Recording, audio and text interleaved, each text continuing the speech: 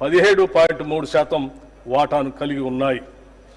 వ్యవసాయ అనుబంధ రంగాలు జీఎస్టీపీలో తక్కువ వాటా కలిగి ఉన్నప్పటికీ రాష్ట్ర మొత్తం శ్రామిక రంగంలో 42.7% మందికి ఉపాధి కల్పిస్తున్నాము.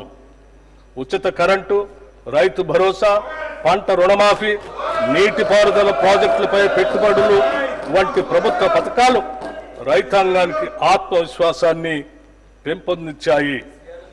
అదే సమయంలో వ్యవసాయ రంగాన్ని పటిష్టం గాను పళ్ల తోటలు, పశు సంరక్షణ, చేపల పెంపకం వంటి అనుబంధ వ్యవసాయ కార్యకలాపాలను ప్రోత్సహిస్తున్నాం.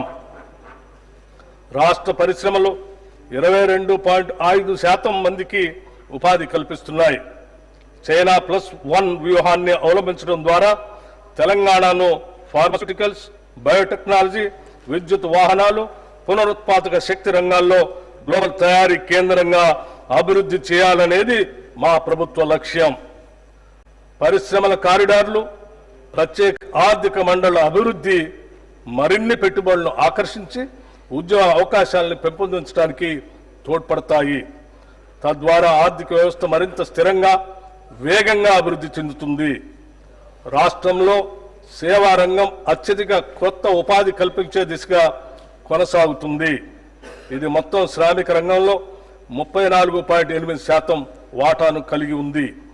హైదరాబాద్ నగరం ఐటీ రంగంలో అగ్రగామిగా, ముఖ్యంగా సాఫ్ట్వేర్ సేవలు, ఫిన్టెక్, లాజిస్టిక్, పర్యాటక వంటి రంగాలలో ఉపాధి వృద్ధికి ప్రధానంగా దోహదపడుతుంది.